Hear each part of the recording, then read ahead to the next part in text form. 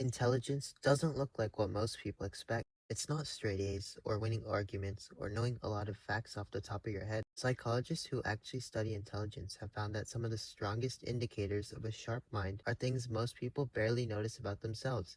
Sometimes even things people mistake for weaknesses, which means there's a real possibility that you've been quietly underestimating your own intelligence for years simply because it doesn't show up the way school taught you to expect it.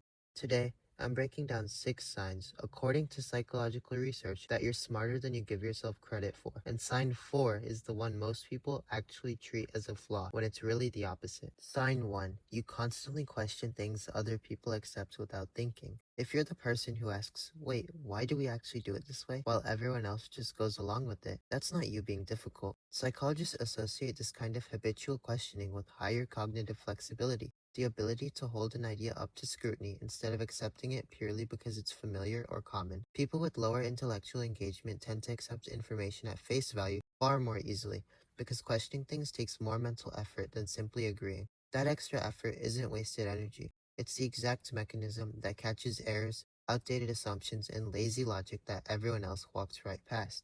Sign 2. You're comfortable saying, I don't know.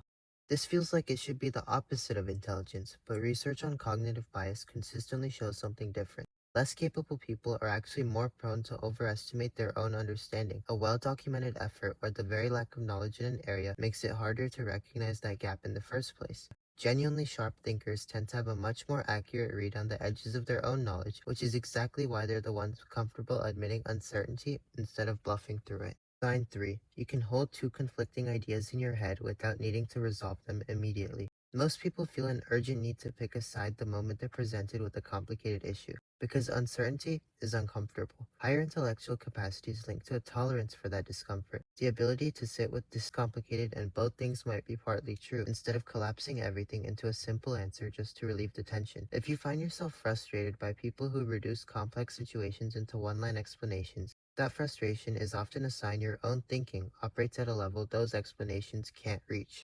Sign 4, and this is the one most people mistake for a flaw. You overthink your own decisions.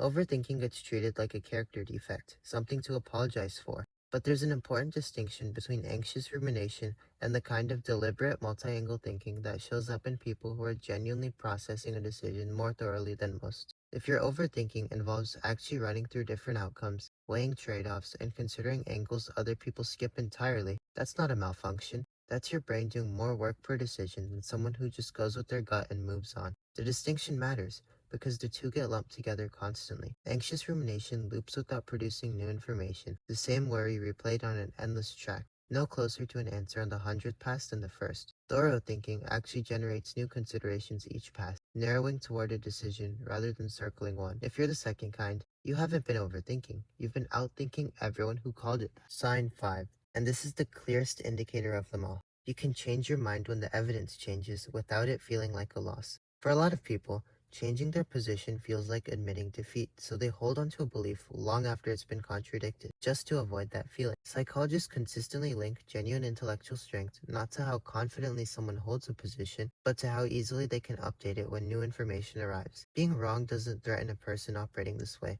because their sense of self was never tied to being right in the first place. It was tied to actually getting closer to what's true, which means every correction feels less like a loss and more like progress. So here's what all 6 of these actually have in common. None of these look like the traditional picture of smart. They don't involve knowing more facts or winning more arguments. They involve how your mind actually processes uncertainty, complexity, and being wrong. If you recognized yourself in most of these, the intelligence was never missing. You just never had a name for it, and the world kept teaching you to measure yourself by a definition that was too narrow to see it. If any of these hit close to home, let me know in the comments. Which sign do you relate to most? And if you want more breakdowns like this, the psychology behind what actually makes someone sharp, capable, and self-aware, subscribe, because this is exactly what this channel is built around. Until next time, stay curious and a little less clueless.